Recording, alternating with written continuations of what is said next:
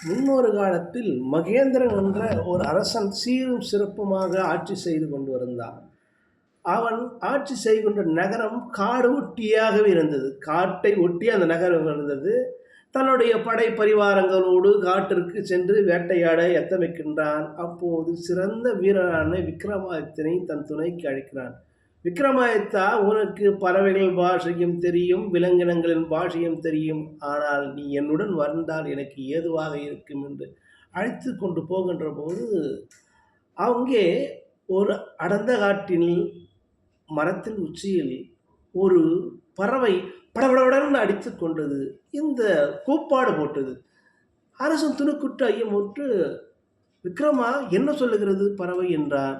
அதற்கு அந்த விக்ரமாதித்தன் சொன்னான், அரசே, நம்மை பற்றி எதுவும் சொல்லவில்லை, நாம் பயப்பட தேவையில்லை. இயற்கையின் பாஷை இந்த பறவைக்கு தெரியும், தெய்வம் துணைவிருக்கும். அந்த பறவையின் பாஷை என்னவென்றால், சற்று நேரத்தில் ஒரு உழவன் வருவான். அவன் புல் அறுக்கின்ற போது நாகம் தீண்டி இறந்து போவான் என்று சொல்லுகின்றது. அப்படியா? விதியை மதியால் வெல்ல முடியாதா என்று கேட்பான்.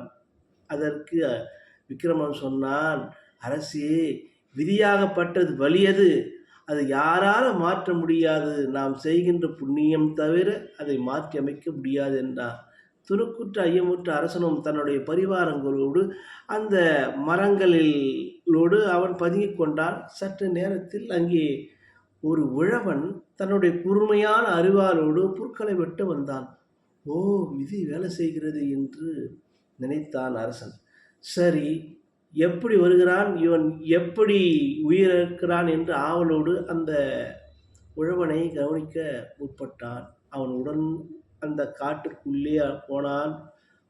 அந்த உழவன் புற்களை வெட்டி தலையில் சீமாடு கொள்ளியை வைத்து கொண்டு நடந்து கொண்டே வருகிறான்.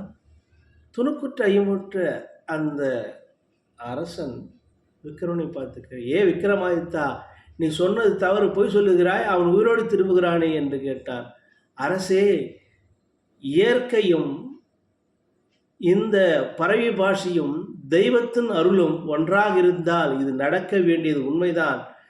ஏதோ ஒரு புண்ணிய ஆத்மாவினை காப்பாற்றி இருக்கிறார். அப்படியா? என்ன புண்ணிய ஆத்மா காப்பாற்றிருக்கும் என்று அந்த உழவன் வருகின்ற போது தடுத்து நிறுத்திய அரசன், நீ புற்களை வெட்டுகின்ற போது ஏதாவது ஒரு சம்பவம் நடந்ததா, ஆச்சரியப்படக்கூடிய விஷயம் என்று நடந்ததா என்றார். அந்த உழவனும் புற்கட்டை கீழே போட்டுவிட்டு மன்னனை பார்த்து கைதூக்கி வணங்கி, அரசே, நான் செல்லுகின்ற பாதையில் ஒரு தவயோகி இருந்தார். அவர் பசியால் இருந்தார். தான் கொண்டு வந்த உணவை அவருக்கு பாதி கொடுத்தேன், நீரும் கொடுத்தேன். பசியால் இருந்த அவர் எனக்கு, மகனே, உனக்கு பேராபத்து வரும், மலை போல் இருந்தாலும் பனி போல் கரைந்துவிடும், நீடோடி வாழ்வாய் என்று தலையில் கை வைத்து எனக்கு ஆசி கூறினார் என்றான். சரி, அப்படியானால் புல் என்ன இருக்கிறது என்று புல்லை கீழே போடு என்றார்.